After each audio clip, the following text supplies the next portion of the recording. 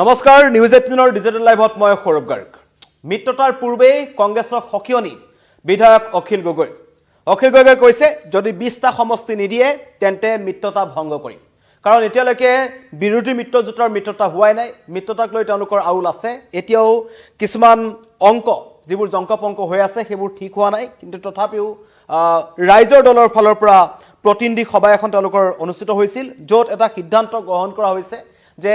126টা সমষ্টি যিটো থাকিব তাৰ ভিতৰত 20টা সমষ্টি অখিল গগৈ ৰাইজৰ দলে বিচাৰিব বিৰোধীৰ পৰা আৰু যদিহে 20টা সমষ্টিৰ পৰা এটা সমষ্টিও তেওঁলোকক কমাই দিয়ে তেন্তে মিত্ৰতাত ৰাইজৰ দল নাথাকে আৰু এককভাৱে তেওঁলোকে অকলেই 44টা সমষ্টিত প্ৰতিদ্বন্দ্বিতা কৰিব এই মুহূৰ্তৰ বিৰোধী দৃষ্টিকোণৰ ফালৰ পৰা যদি চাবলৈ যাওঁ এটা অত্যন্ত গুৰুত্বপূৰ্ণ কথা অখিল গগৈ কৈছে কাৰণ ইতিমধ্যেই যি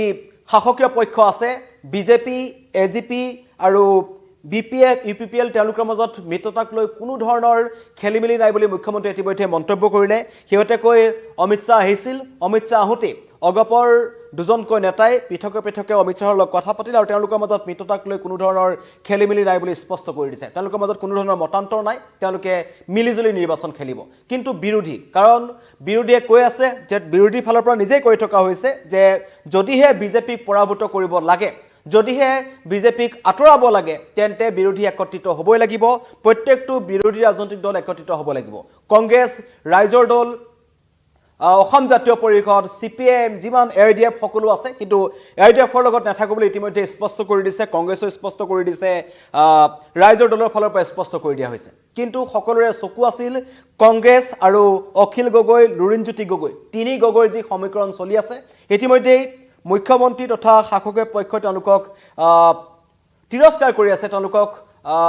ঠাট্টা কৰি আছে যে তিনি গগৈ একো ফেক্টৰ নহয় এনেকুৱা ধৰণৰ মন্তব্য তেওঁলোকে কৰি আছে তীক্ষ্ণ সমালোচনা কৰি আছে কিন্তু তাৰ মাজতেই এতিয়া পুনৰ অখিল গগৈ যি আগতে তেওঁ যেনেকুৱা ধৰণৰ এটা কাম কৰিছিল পুনৰবাৰ তেওঁ কিন্তু মিত্ৰতাক লৈ আউল লগাইছে কাৰণ তেওঁ এবাৰ ঘোষণা কৰিলে কাৰণ মিত্ৰতা এতিয়ালৈকে হোৱাই নাই মিত্ৰতাৰ আগতেই তেওঁলোকে মিত্ৰতা ভংগৰ হুংকাৰ দিছে আৰু জানুৱাৰী ডেডলাইন দিছে কংগ্ৰেছক যদিহে বিহুৰ পিছত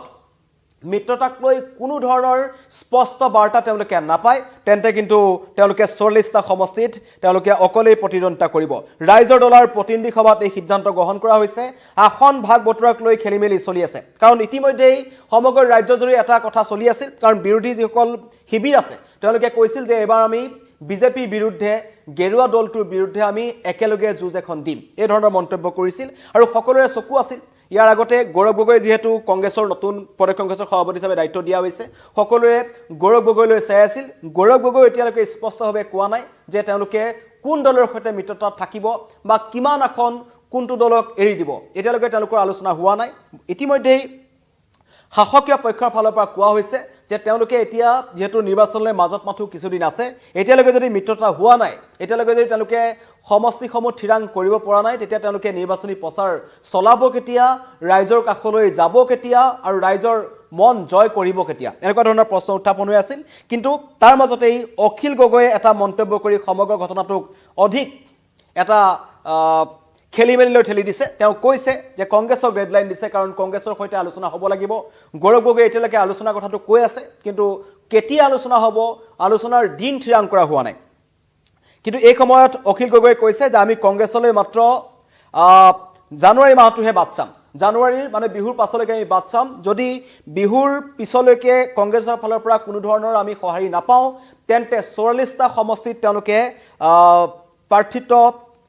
তেওঁলোকে প্ৰাৰ্থী প্ৰক্ষেপ কৰিব আৰু অকলেই নিৰ্বাচন খেলিব আৰু কংগ্ৰেছৰ অৱস্থা যদি এবাৰ কম যেহেতু মুখ্যমন্ত্ৰীয়ে কৈ আছে কংগ্ৰেছে এবাৰ টকাৰ লেনদেন কৰি আছে 20-22টা সমষ্টিতে যিকেইটা সংখ্যালঘু সমষ্টি সেইকেইটাত কংগ্ৰেছে টিকটৰ নামত ধন সংগ্ৰহ কৰিছে 3 পৰা 4-5 কোটি টকালৈকে তেওঁলোকে এজন প্ৰাৰ্থীৰ পৰা টকা লৈছে আবেদনৰ প্ৰপত্ৰৰ কাৰণেও তেওঁলোকে টকা লৈছে বুলি অভিযোগ উত্থাপন হৈ আছে আৰু তাৰ মাজতেই অখিল গগৈ এটা পুনৰ তেওঁ মন্তব্য কৰিছে এক প্ৰকাৰ হুংকাৰ প্ৰদান কৰিছে এই আগতে আমি দেখিছিলো বিভিন্ন ধৰণৰ নিৰ্বাচনৰ সময়ত এই মিত্ৰতাৰ বিৰোধী মিত্ৰতাৰ যিটো প্ৰসংগ আহে তাত কিন্তু খেলিমেলি লাগে আৰু তাত খেলিমেলি লগা মানুহজনে হৈছে অখিল গগৈ তেওঁ হঠাৎ এটা মন্তব্য কৰি দিয়ে যি মন্তব্যই বিৰোধী শিবিৰটোত এটা অস্বস্তিকৰ পৰিৱেশৰ সৃষ্টি কৰে আৰু এতিয়া পুনৰ অখিল গগৈয়ে এবাৰ আগতীয়াকৈ তেওঁ কৈ দিছে কাৰণ মিত্ৰতা হোৱাই নাই সেইটোতকৈ ডাঙৰ কথা মিত্ৰতা হোৱাৰ আগতে তেওঁলোকে কৈছে যে মিত্ৰতা ভংগ কৰি দিব পাৰো তেনে মিত্ৰতা কিমান দিনলৈকে টিকি থাকিব সেয়াও কিন্তু এতিয়া অত্যন্ত এটা ৰহস্যৰ আৱৰ্তত আছে, এটা চিন্তনীয় বিষয়। এনে মিত্ৰতা কিমান দিনলৈকে টিকিব? আৰু ইতিমধ্যে কৈছে যে এইটো অখিল গগৈৰ ফালৰ পৰা মন্তব্য আহিছে, সংখ্যালঘু প্ৰধান যিবোৰ সমষ্টি আছে, সংখ্যালঘু প্ৰধান সমষ্টিত কংগ্ৰেছৰ সৈতে বন্ধুত্বমূলক প্ৰতিদ্বন্দ্বিতাৰ প্ৰস্তাৱ দিছে অখিল গগৈয়ে। সেই প্ৰস্তাৱ এতিয়া গৌৰৱ গগৈয়ে কেনেদৰে লয়, সেই প্ৰস্তাৱক কিমান মানি লয়, সেয়া লক্ষণীয় হ'ব। কাৰণ লুৰিণজ্যোতি গগৈ আছে, অসম জাতীয় পৰিষদ আছে, CPIM আছে, আৰু সংখ্যালঘু সমষ্টিসমূহত ক'ৰবাত নহয় ক'ৰবাত AIDFৰ দলটোৱে কিন্তু প্ৰভাৱ বিস্তাৰ কৰিব। তেওঁলোকৰ যথেষ্ট তাত তেওঁলোকৰ ভোটাৰ আছে, সেই ভোটাৰসকলে AIDFক সমৰ্থন কৰে নে কংগ্ৰেছক সমৰ্থন কৰে নে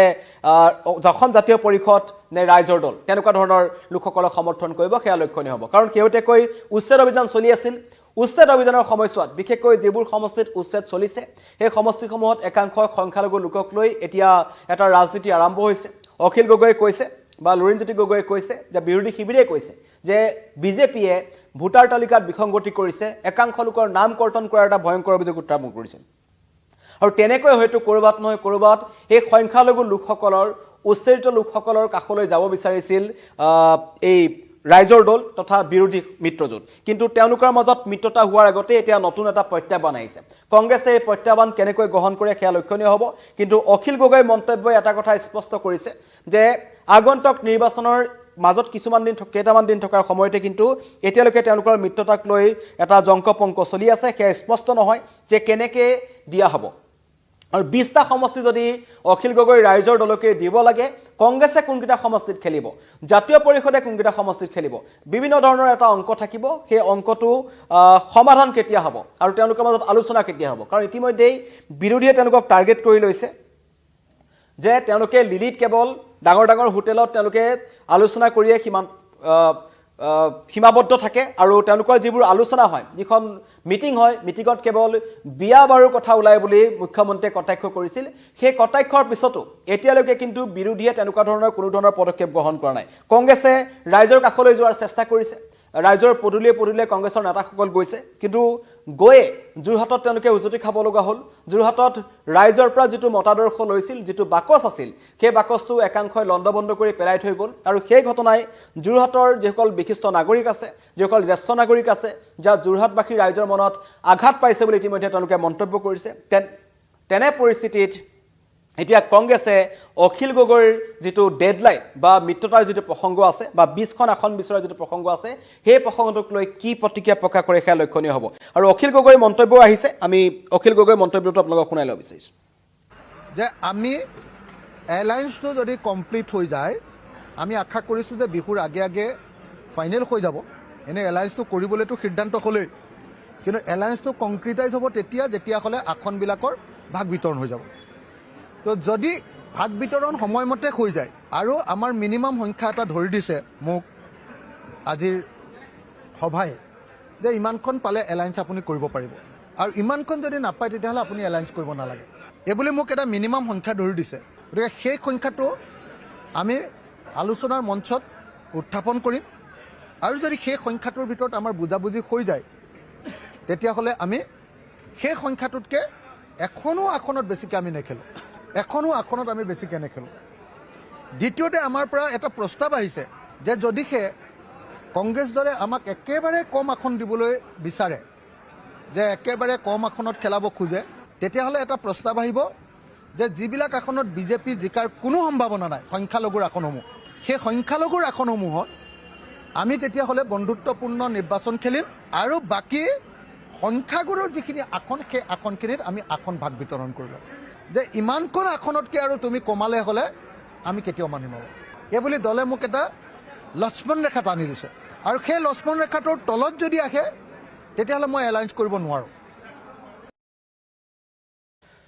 অখিল গগৈৰ মিত্ৰতা শুনিলে এখন আসনো কম হ'ব নালাগিব, আৰু এইটো তেওঁলোকৰ প্ৰতিনিধি সভাত লোৱা এটা সিদ্ধান্ত। আৰু সেই সিদ্ধান্ত মতেই অখিল গগৈয়ে সংবাদ মাধ্যমৰ আগত এই কথা মন্তব্য কৰিছে যে বিৰোধীৰ আসন ভাগ বতৰাক লৈ জানুৱাৰী মাহটো তেওঁলোকে অপেক্ষা কৰিব।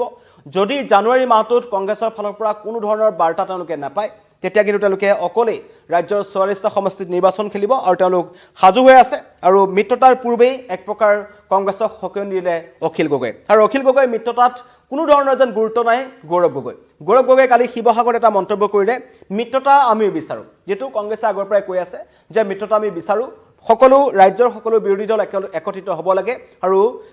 বিজেপি বিৰুদ্ধে যুঁজ দিব লাগে কিন্তু এই মুহূৰ্তত নিৰ্বাচনৰ আগে অখিল গগৈয়ে কোনটো প্ৰসংগত কেনেধৰণে কথাটো কৈছে সেয়া লক্ষণীয় হ'ব আৰু অখিল গগৈৰ কথা অসমৰ ৰাইজে ভাল পোৱা নাই বুলি মন্তব্য কৰিছে গৌৰৱ গগৈ তাৰ পৰা এটা কথা স্পষ্ট হয় যে দুইটা শিবিৰত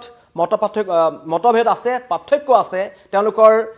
মাজত মিল হোৱা নাই বা তেওঁলোকৰ মাজত কথা বতৰা হোৱা নাই দুইটা পক্ষই পৃথকে মন্তব্য কৰি আছে যেটো কিন্তু